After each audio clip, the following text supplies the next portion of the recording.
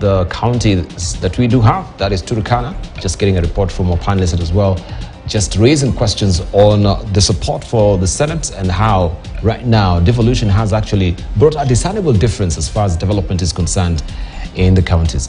All in court with Edwin Kenan, who is Member of Parliament from Eldas. Also we have with us Senator Danson Mungatana, Senator from Tana River. We have with us Mileme Omboko, who is a Member of Parliament in Muhaya, also Chairman of KUPPET, and also a member of the Education Committee in the National Assembly, and Senator Richard Onyonka as well.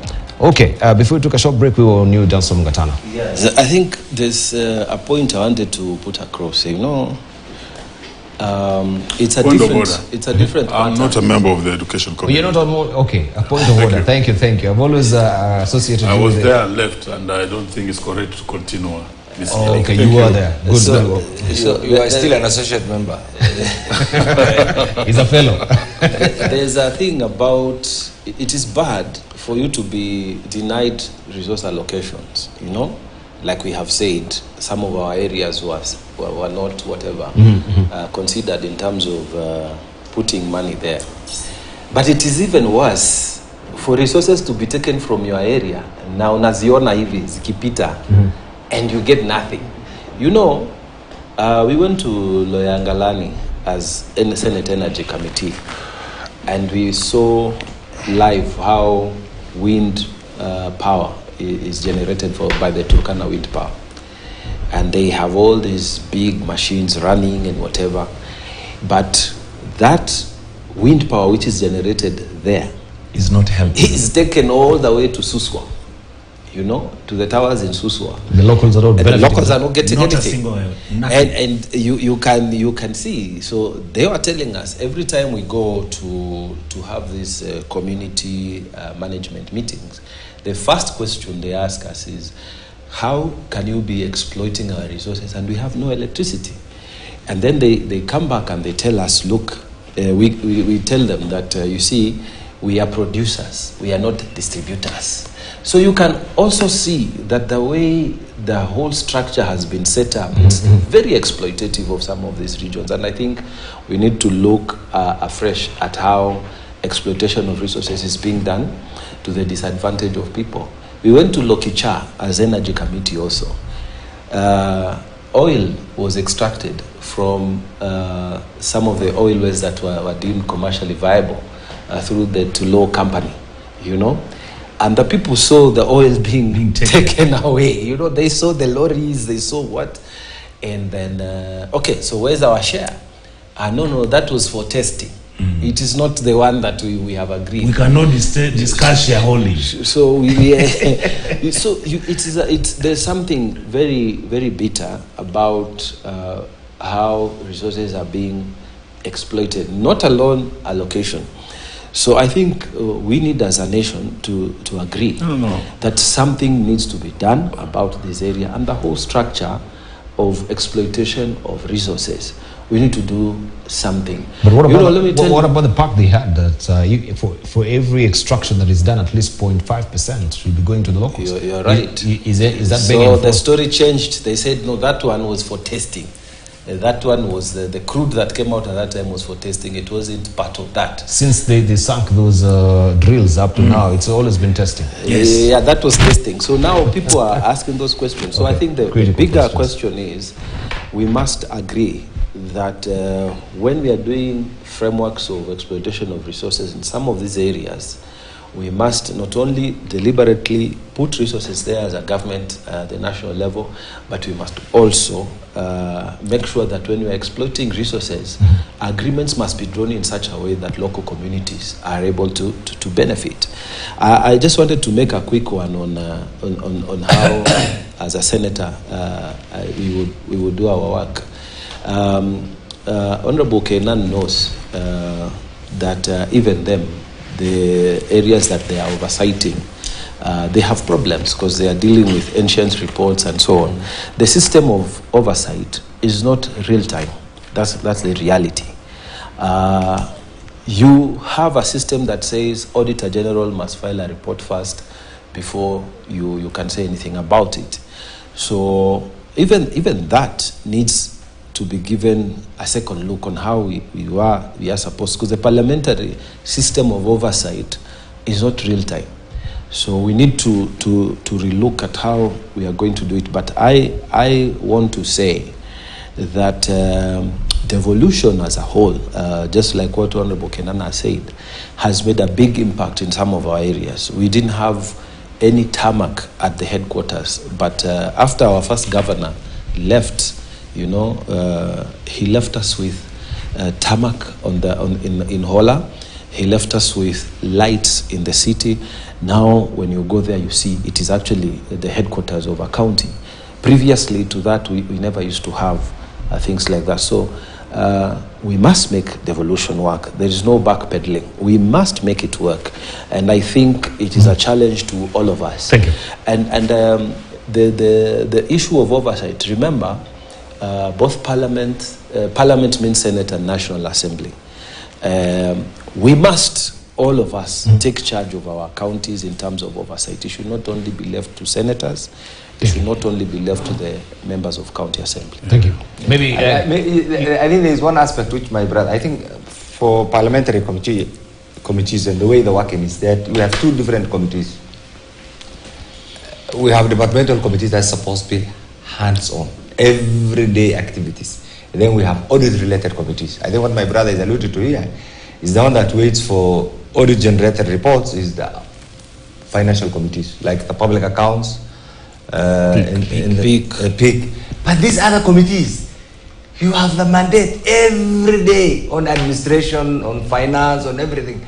So that is the essence of our constitution, Article 95. So I think there is something that is not very clear. Maybe members of parliament have lost touch, or they are not. If really we understand our mandate, I can tell you, we can prevent even the slightest corruption in our respective counties. But right now, because of the clamor to create a niche, a national niche, the way our senators have been doing their activities, and also as a senator, I will have slightly changed. That should not have been the core thing. They have the resources that have been devolved. Just like my brother here had said, in my place, like Wajir, devolution has worked. Yes. I'll tell you this. It may not be perfect. Devolution has worked. Truth be told, we got things that we didn't get actually from 1963 to 2010 was how many years? 40? That's from 1963 to 2010 is close to 40, 50. Close. What we didn't get, we got it within the last 10 years. But it's not enough. We need to oversight so that the same is prudently used. Our friends, the senators, we are watching for them to get their oversight money. They still have a well-remunerated, well-taken care of, constituency office or county office operation. I think if we use what we have, and we empower our county assembly members, and we allow the office of the Auditor General, the office of the control of budget, the office of the senator, the office of the member of the county assembly, we can reduce those incidents of corruption. We have no choice. Where he comes from, he said we got our independence in 2010. Our independence, our economic independence in 2010. Yeah. That will protect GLS. But equally, it must also work. The issue of power, I'll tell you, even in Wajir, we do not have, we're not connected to the national grid.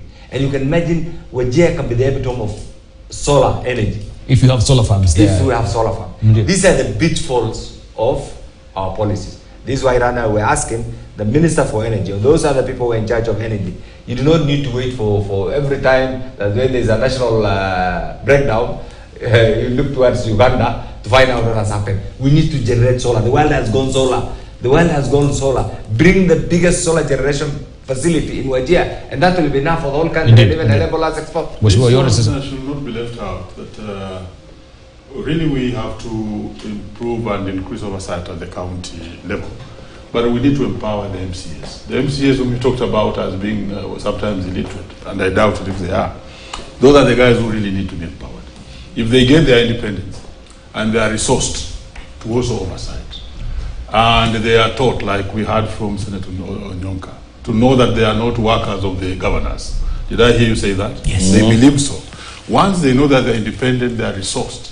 And the assemblies are also independent, so that they are not just in the pockets of the governors. Yes. These are the guys who will actually also help the senators to oversight those monies going to to the counties, and it will really work.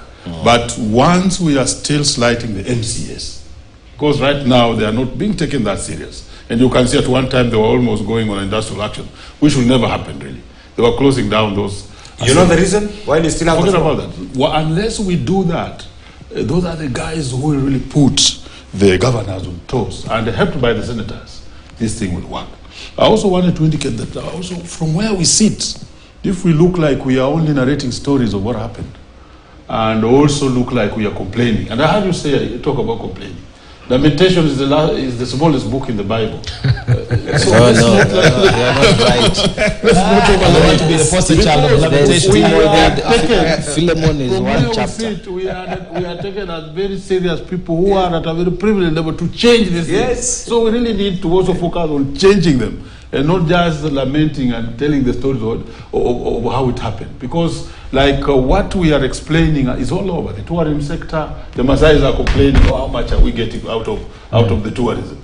The ports, you see the people in Mombasa, and so on and so on. So let's really legislate and bring also Solutions. Yes. Thank you for that word. I think I needed to say that. All right. Let's hear from Honorable Nyonka. Then Yes.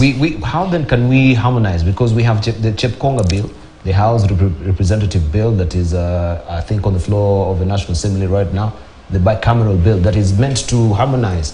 That's frosty sort of relationship that has been there between the legislators and the senators. And now, especially when it comes to bills that pass and touches on the Senate. That's true. Yeah, the complementarity. Especially the money bills. Money bills. Yes. My very sincere take on what has been happening, because it's true, I've been an MP and now I'm in the Senate.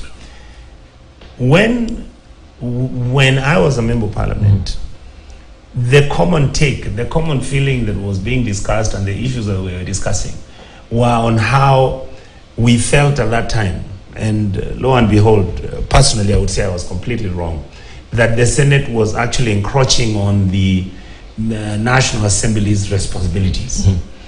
And yet in reality, what is quite, I don't want to call it interesting, what is confusing, and that is what I think my colleagues are saying, can we have the Senate and the National Assembly agree on what our responsibilities are?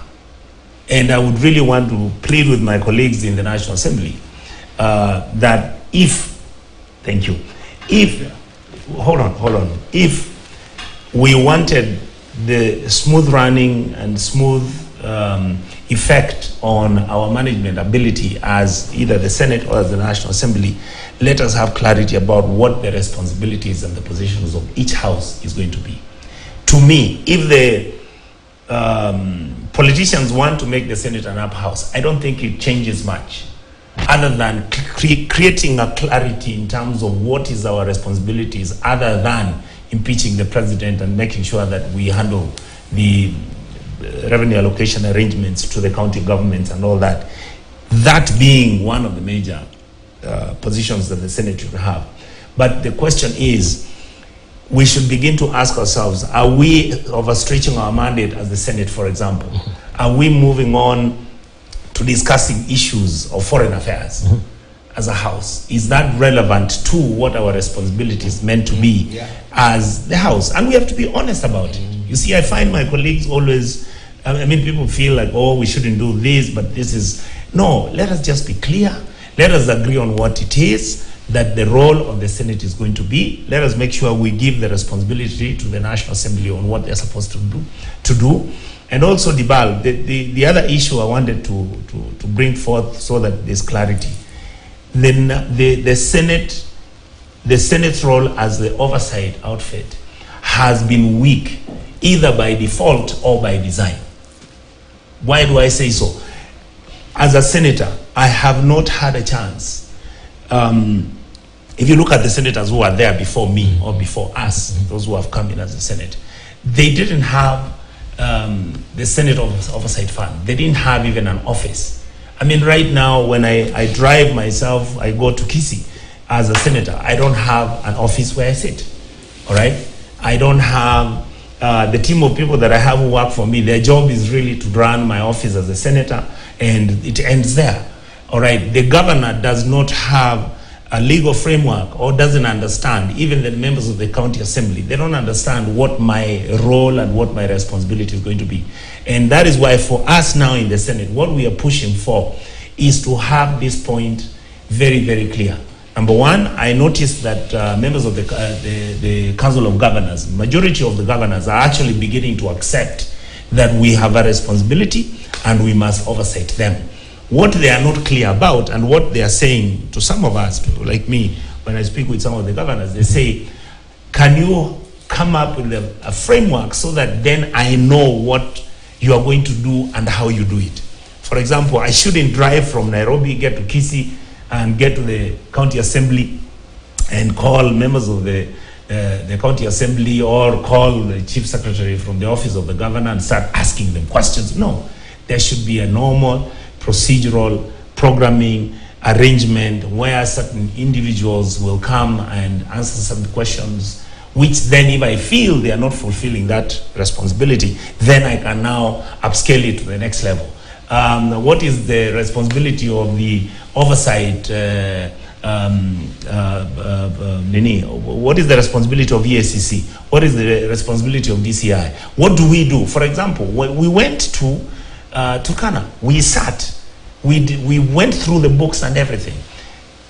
Even when the chairman made those responses,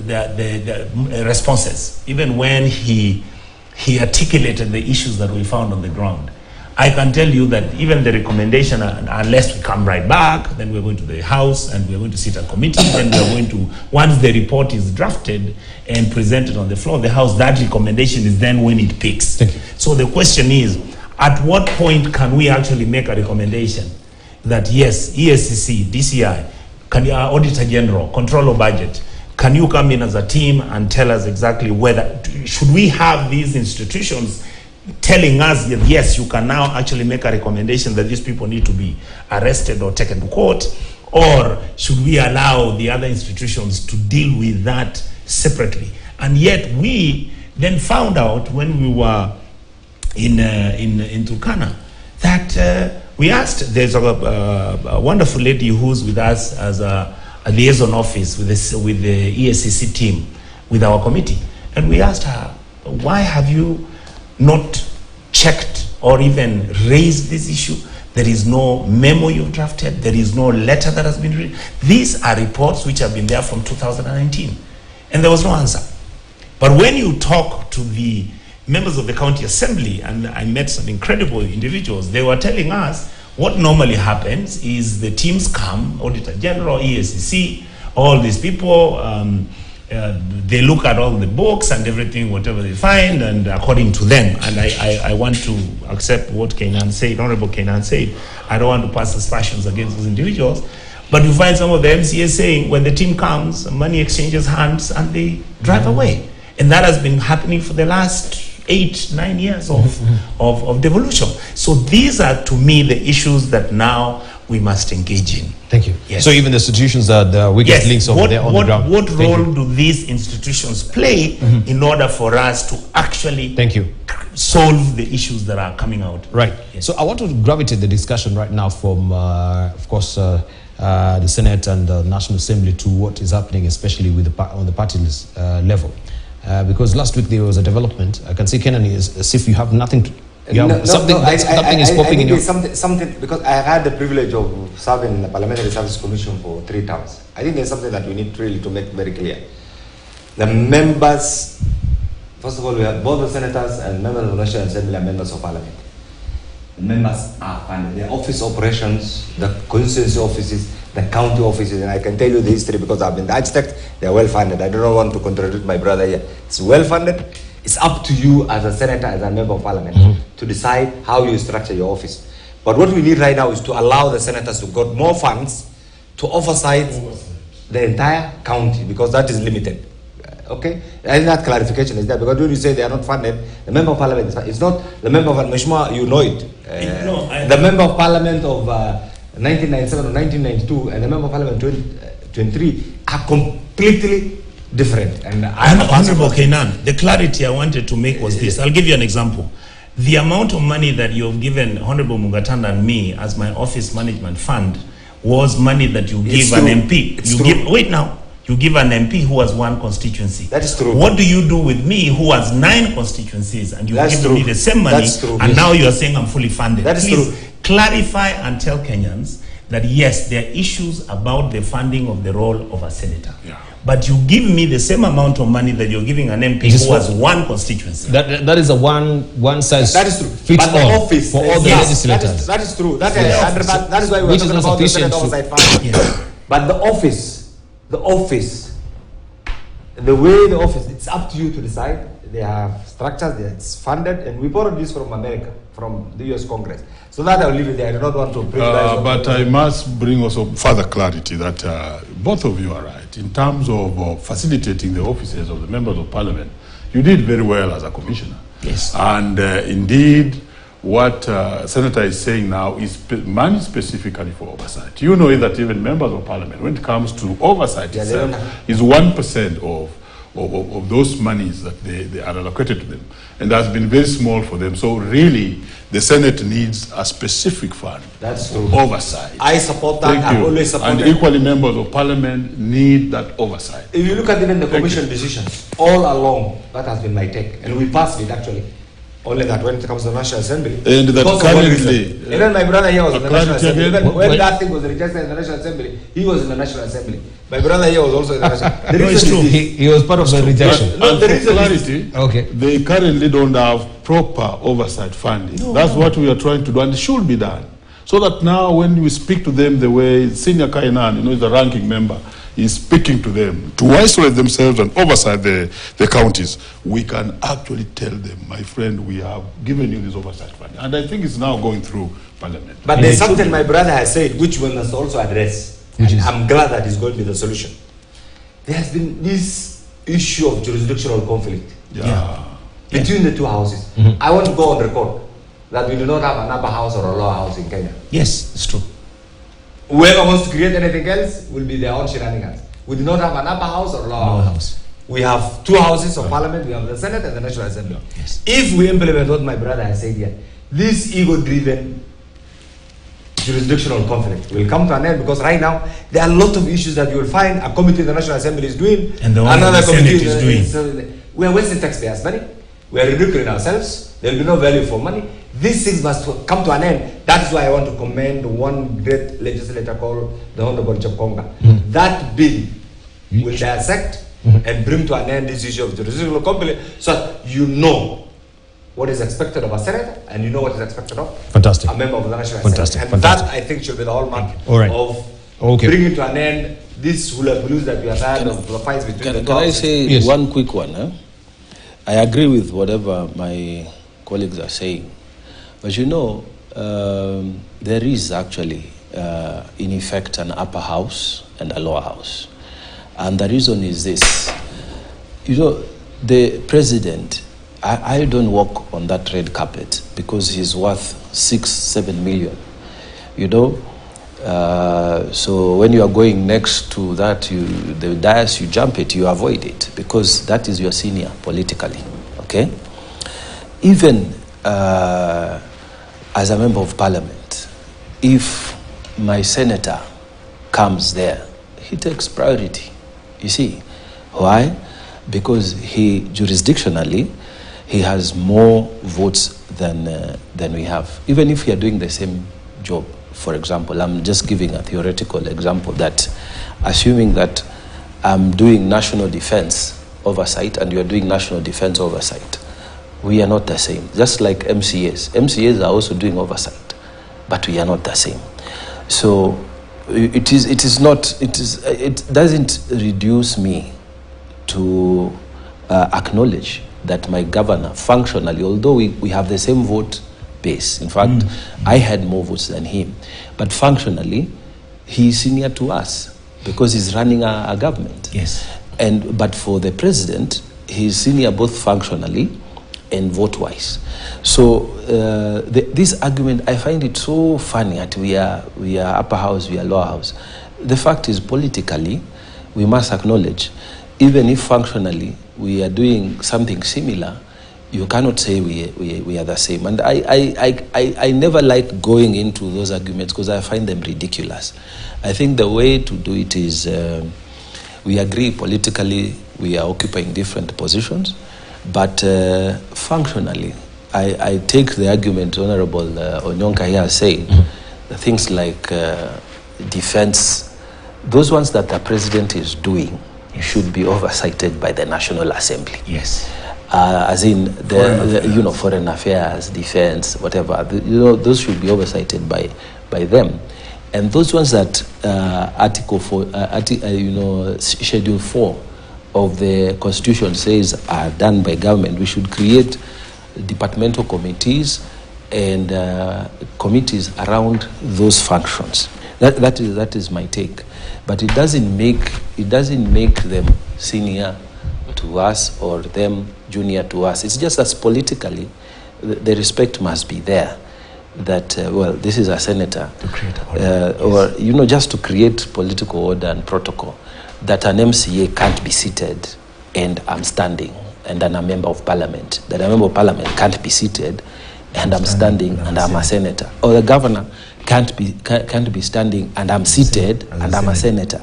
The president can't be standing and a governor is seated, or the deputy president, even if you have political issues and what. And I think that if we have that due regard for each other, we will not have issues. And I think that's the way we should resolve these matters. Right, thank you. All right, I think that's a done deal right now, and we eagerly wait to see how also that will be steamrolled on the floor of the House, the Chep Konga bill. I don't know what stage it is at right now. Maybe next time you'll tell us, and if it's on the second or the third stage, waiting now for it to come to the Senate as well for complementarity. There is a very critical issue that also was on the floor of the House as well. This is Matters Academy, and I want also Mboko Milemba to just handle this, because you as a KUPPET chair, you having and raising hesitations with education reports, and people are asking why now? I mean, this has been on the floor, this has been in the public domain. Why is the National Assembly also raising hesitations with the education report, and what are the critical issues right now with this particular report that you are taking special umbrage with? Oh, thank you. Possibly that's why I thought it fine to come, and you were telling me that I've taken some time before coming around. Yes. One of the writers of the books in the Bible was Luke, and he said that in as much as many have written the things that have been told to you, by those whom in the beginning were witnesses and servants of the word, I also find it necessary to write to you an orderly account, dear Theophilus, so that you may know the truths of these things. That's Luke chapter 1. The reforms so spoken about in the education sector by the Presidential Working Party are good reforms. And largely we support most of them. And some of them are very nice as to even add value on what we wanted to change. For instance, it's on record that the Parliament have put in an amendment of the Teacher Service Commission Act to create a tribunal for a teacher's appeals tribunal, which is also in the Working Party report. So that if a teacher is disciplined and he has to appeal, he does not go back to the Teacher Service Commission to get an appeal. An appeal court must be slightly different. It is true that we have been on record, both as a union and teachers, to indicate that we want the ECD teachers who are under the county government to be part of the Teacher Service Commission and to be remunerated by the Teacher Service Commission. We could not change it because, they fall under Schedule 4, like Honorable Mgatana has just been speaking on it. And there are many, many good things there. But it's also true that we still would want to stand with Teachers Service Commission promoting, registering teachers, and dealing with matters teachers. Remember, we had to fight for that commission to be created for the longest time, since 1957 when KNUT was formed, and then KUPPET in the years later. And that formerly the teachers were handled by many sectors, both the church, Ministry of Education, teachers, and other organizations, and the matters of the teachers were not in place. So the Working Party report was placed before the President. And I'm happy, I saw you people play a clip yourself when the President was receiving this report. The President saying that I've seen some of the issues you have raised here will require parliamentary work to be undertaken because they touch on amendments of the law. Under Article 94 and 95 of the Constitution, which I'm gladly happy that you also provided here, we talk about the role and functions of Parliament as the only body which makes laws, amends laws, and actually creates those particular laws. So once the report touched on many articles that require a change of the law or have a force of law, then it's very important that those articles be brought to Parliament, either through a sessional paper, like we did with CBC, or through a report from the Ministry of Education, or TAC, so that they are actually sieved through by Parliament for them to become law. Because I wouldn't want a situation whereby we now take our ECD teachers, the TAC, which I really want to happen. But one Kenyan, as the Constitution provides, will go to court and say, these guys were taken there illegally. And actually the court will rule it as so, that it is unconstitutional for having done this. So basically, as an educationist, I want to safeguard and also correct, not myself, but Parliament, any anomalies in those particular reports, so that they are functional. So what happened in Parliament? I rose in my place under the Standing Order number 83 to actually ask the Speaker to make a pronouncement of this, and which he did, that all such amendments, changes, proposals that have the force of law should not be implemented until they are brought to the House for the orderliness of the education sector. Basically, that is it. If I have to move and have a raft of those clauses which actually affect the Teacher Service Commission mandate, which affect the education Minister of Education mandate. For instance, Teacher Service Commission is now being given a role of employing imams, and even employing chaplains in schools. And when you go to the Constitution, Article 8 brings out a distinct separation between the state and religion.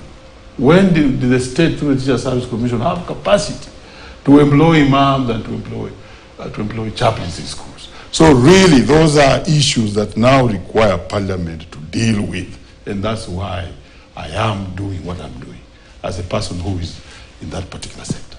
Mm-hmm. And I was assuming maybe when they were coming up with the presidential working report, we had legislators within those committees that will advise on some of these reforms that they need to tinker with the legislation that it has to pass through Parliament. We've seen lately also the CS making pronouncements that a lot of them, and people are questioning where is the mandate on the legal framework of this particular, policies and reforms they're talking about, even for the university funding as well. Where is it predicated on law? People are discussing it in the public domain, but have they followed the due process, as I said, and how come it went to the public domain without also the approval of the National Assembly? Sometimes you will have what I call legislative overlaps. Okay. Again, whether they are by design or by default. I'll give you an example. When we were in Turkana, one of the issues we were interrogating is the health bill, which was brought for us to discuss as to how we are going to accommodate the community health workers, that kind of stuff. The 1,000 that were deployed. Yes. Yes. And yet in reality, you saw that 2 weeks ago, the president was actually in Nairobi launching them. Yes. That's what and yet we didn't have a legal framework. So we were asking, what is it? My argument is sometimes politics is ahead of the law. The egg before the chicken. Yes. Yes. And this has been the question. We need to just brush it. Exactly. So my feeling is we now need to be more constitutionalists, if I can use that term. We need to look at what is it that was what was foreseen, what was the expectation of the drafting of the Constitution on all the areas, sectors of our economy. I'll give you an example. In the paper, I've seen today that the governors are saying that according to them, they feel that the issue of delocalization of the teachers, should be done away with. And I'm like, what are they saying? Because the governors, as much as they are actually managing our counties and they are really seized on the matter, most probably with the issue of ECD teachers.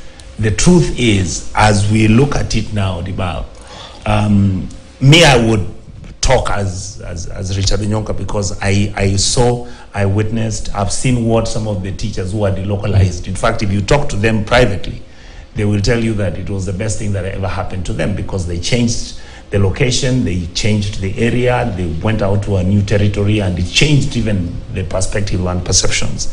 Of course, it was meant to try and reduce the levels of this tribal thing that troubles us as a country. But what actually has come out is that some of the teachers don't like delocalization. They feel it destabilized them, it took them out of their comfort zones and all that. My honest feeling is that these are issues that, as Omboka is talking, can we get a legal framework? Can we have the National Assembly interrogate and discuss these issues effectively so that there is clarity?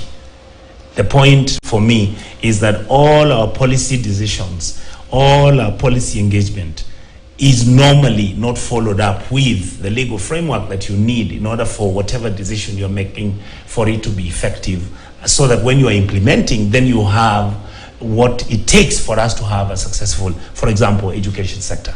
So my honest feeling is that even when CS Machogu is moving on and is making some of the pronouncements, I can tell you that some of those are pronouncements which are made, for example, through the technocrats in his ministry, and I'm not qualified to answer that question on his behalf, but I believe that some of the decisions which are made ignore the fact that there might be no legal framework, there might be no technical framework on how some of these policies can be implemented. So this issue being brought to the National Assembly, and especially with the ruling that Honorable Moses Wetangula gave, for me is very effective. Let us now go down and look at what can be done from the National Assembly. Let them engage us at the Senate, because we have a role to play in terms of devolution, and we have ECD teachers. Like the issue of ECD teachers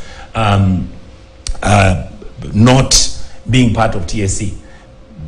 That is something that being determined by the SRC, where we saw they wanted to pay down. And over. Can we do something about it? The community-based health workers, why can't we allow them to join the groups of KMPDU or whatever, the medical fraternity and the medical sector, so that their interest is also taken care of without violating their rights and their performance. So, for instance, these health community workers, of course, they will be drawing from the counties, their salaries. We wanted to just get clarity. Who pays for their salaries? Because now, and under what law is it predicated on? Maybe I need to get educated on this, or someone will challenge the legality of the community health workers. Albeit it's a good initiative, but still, are we following the due process of the law? Is there any process propriety that is looked upon in establishing this? Yeah, but before I say something about that, I wanted to make this point, that some of these policy pronouncements must surely come through Parliament, either the Senate or the National Assembly. You know, like the issue of Kiswahili, you know. How does Machogu come and say that we can either have it is not mandatory. It's not mandatory. How do you stand up and talk like that? A whole minister. What does that mean? China is now teaching Kiswahili. You know, I am a member of the Pan-African. In fact, I head the delegation for Kenya for Pan-African Parliament. South Africa, they are teaching Kiswahili. You know, DRC, people are going towards trying to get a language that will unify Africa. Because so far there we have Arabic, we have Portuguese, we have English and French. So I have been one of those people who actually stands and speaks in Kiswahili and force them to have Kiswahili interpreters. I have been behind the push with Tanzania to make sure that even the national anthem of Africa now, it has a Kiswahili interpretation. It had all these other languages except Kiswahili, which is the only African-grown, originally indigenous grown language. So I think it is misguided to talk of leaving out Kiswahili as a compulsory thing. I think we must agree that some of these policy pronouncements must go through the people's representatives. You don't just sit in your office and make those kind of pronouncement because your fellows talked about it. Now, but we raise a good point, because also it flies in the face of the Constitution. Correct. We know that it is one of the national language of this country. It is the national. It is the language. Yes. Yeah. It is the national and language. English is the official language. Is the official language. You see now. So for a whole minister to rise and say that it is not mandatory, then it seems we're not giving much premium also to our national language. It is really wrong. So I fully agree that we must have some of these policy directions pass through Parliament. But on the question of the health workers, what we did in our sitting session in Lodwar, we passed one of the health bills that created health promoters. And in one of the amendments that we brought to the government bill, we said the current volunteer workers will have to be automatically absorbed and their title changed to health promoters. To answer also your question, we said that the national government and the county government will work out a framework for their payment, because right now they are just being called volunteers and they get ridiculously small amount of money which cannot sustain them, and yet they are the ones who are supposed to do primary health care, go visiting, even money for fare is not enough, and yet they have not been paid for a very long time. So we have for their own personal hygiene. We have come out with a legislative framework, and that bill we passed 2 bills. One of them was talking about management of the monies, so that now governors will not have the right, once money is collected at the health center, it will not go to the central fund at the governor's place, where now he can use to pay workers or do other things. It will not be part of the consolidated fund at the county. It will be ring-fenced. So money for health will be utilized at the local place, and we have created a whole structure so they won't be able to touch. So we passed one bill that has something to do with money, and we passed the next bill that has something to do with the rights of health workers and how they are going to be handled and how we are going to manage them. And we have even said that contrary to what the government wanted, that they wanted to set up an advisory council at the national level, we have removed that. In fact, I moved that amendment to remove clause 14 of the bill. And now it is going to be managed at the county level. Our workers are going to be, because health is a devolved unit, and we didn't want to give any excuse for the national government to have money remaining at the national, instead of it going down to the hospitals, the dispensary, all these level 4 downwards health facilities where they are actually dealing with primary health care. So to answer your question, we have set up the framework, and now we'll take it to the National Assembly. It will be transmitted to the National Assembly for our honorable members to also have a look at it. I know that National Assembly had also passed the other 2 bills which are coming to Senate. The digital and social health. Yes. Once those bills come to us and we approve them, they will then now, the 4 of them will go for signature before the president, and they become law. So there's a framework, at least about health, and the target of this administration is to create universal health coverage for everyone, so that now at least there is a legal framework for that to be set up. Even after President Ruto goes, the next president will be obliged to follow what setup is there, so that Kenya now moves one step ahead in terms of implementation of universal health coverage for every Kenyan. Which we do appreciate, but Honorable Kenan will tell you, or maybe just remind you, that this law cannot be applied retrospectively, right? You've come up with the legislation, the president had already deployed. So will you tell us that now, since he had deployed, we go back, we've come up with that particular law, so now it has to be enacted. What do we do with this first cohort of the volunteers who have gone, where there's no legal framework around them, but you've come up with the legislation afterwards? No, there was an explanation, because that question was there. during the debate, and I remember the explanation that was given there on the floor by Majority Leader was that was a launch. Nobody was being engaged. There was nobody who was being given a contract. No one was being given a signature that now you are the same volunteers. The whole program. It's when you talk about making it public.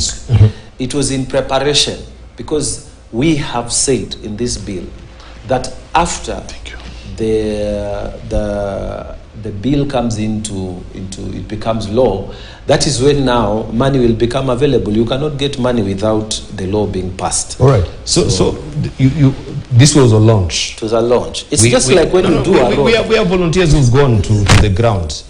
In case in the line of duty they get injured, who compensates for these volunteers? Since they are under the umbrage of the volunteers are already there. It's like when you do a road, the road hasn't been built, but you are going to launch that road, and then the processes follow.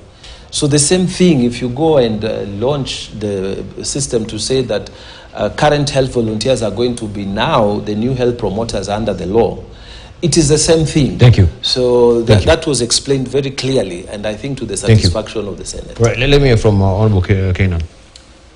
I think I won't really concentrate on the education issue, but the health issue actually is critical. Over the years, the fear of unknown is what has really messed with this country. So I think what now the government is doing is to address head-on, deal with the issues, the sector that has been ailing. The health sector is ailing, you know it.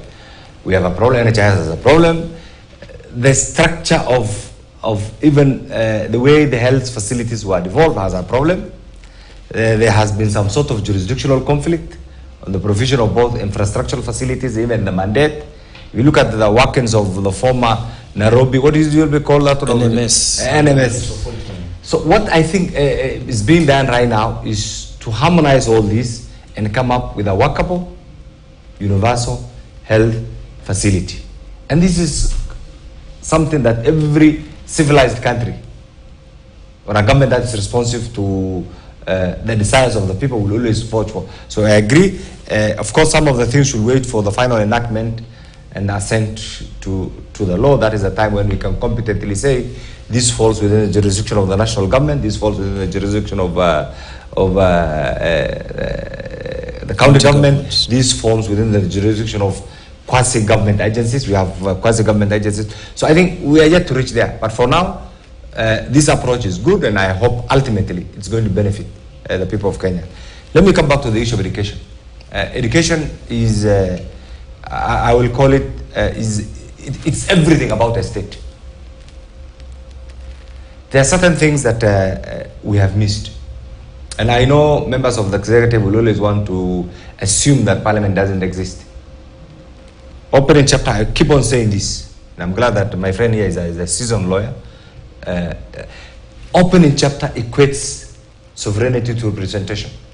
So when a group of individuals sit somewhere and assume and plan to circumvent the role of parliament or the role of the elected representative, then that shall not be accepted. Two, in 2010, I think 2010 or 12, immediately after the promulgation of this constitution, we also enacted a law called the Statutory Instrument Act.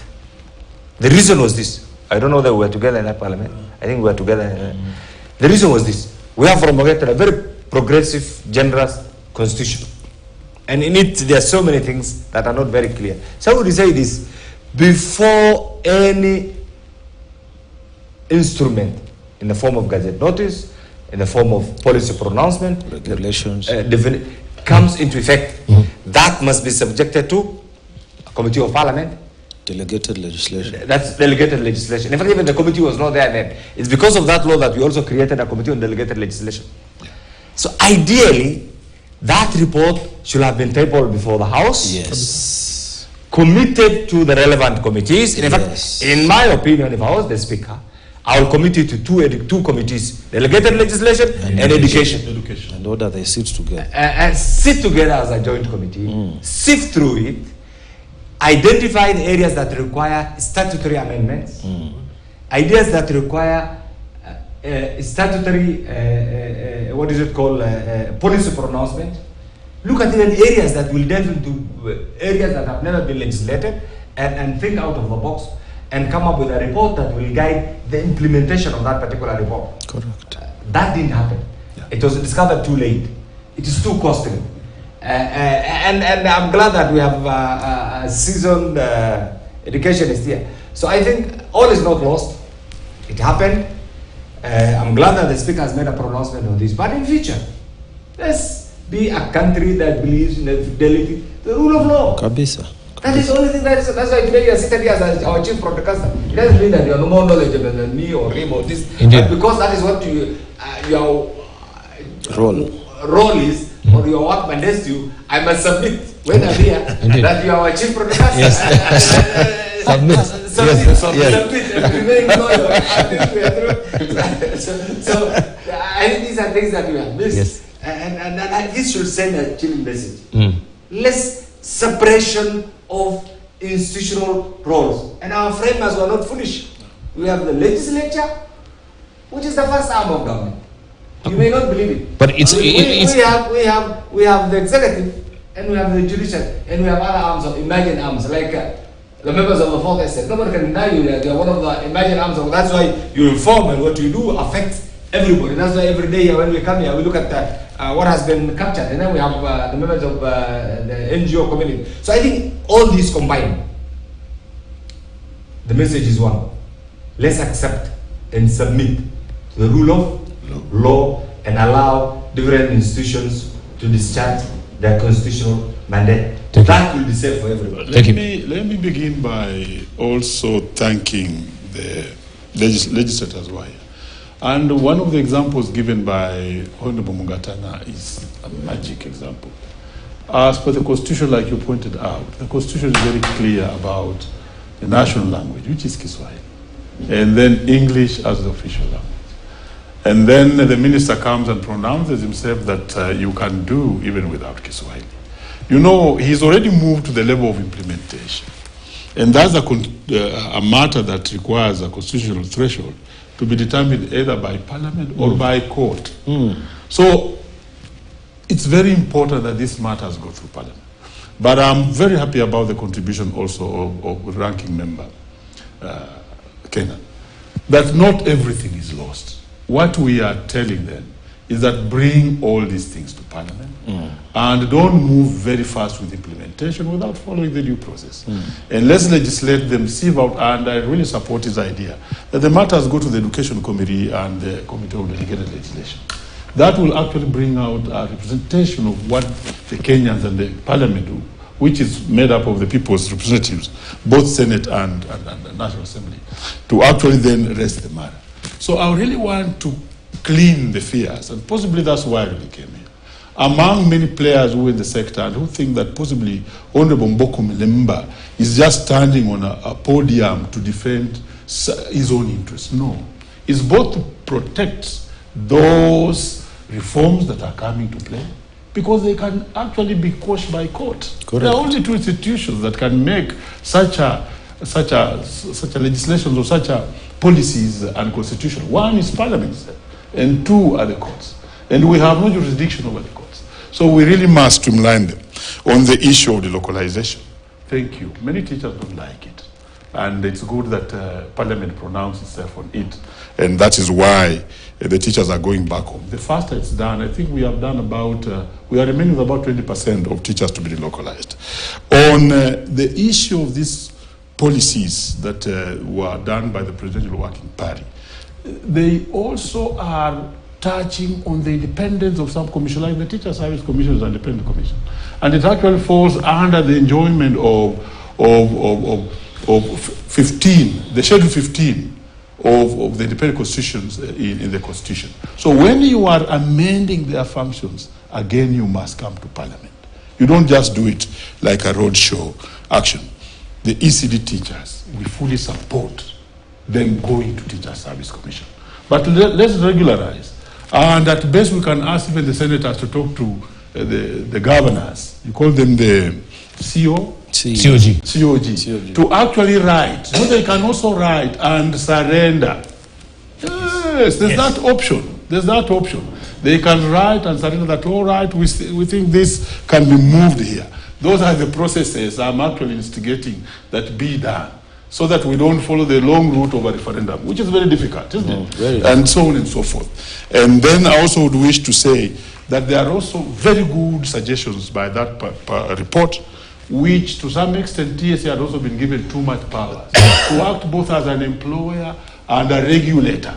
And where we find that TSC is having too much powers, we shall be supporting the proposal in that report to create a regulator for the teachers, so that we don't have an employer who is also working as a regulator. So this should be fair practice. But finally, on the health promoters, these are people whom I think what is happening is very good, and thank you, Senate, for what you did on that particular law. And in future, we even want them to become health workers so that they enjoy all the benefits of work. Right. Thank you. Okay. All right, I want to take a short break right now. When we circle back, I'm still shuddering, and that particular pronouncement that Kiswahili will not be a mandatory subject still, yet for me to really get around it. But I think we should reconsider that, because this is our national language and we should be happy about it, and it should be mandatory. And we wonder why, or what sort of legal frameworks around it as far as coming up with the curricula is concerned. But also of the biggest concern is the Political Parties Act, where we've seen intent from Treasury want is to slash the 0.0% monies that are meant to go for the parties, and this has raised issues with the parties. Remember also the resumption of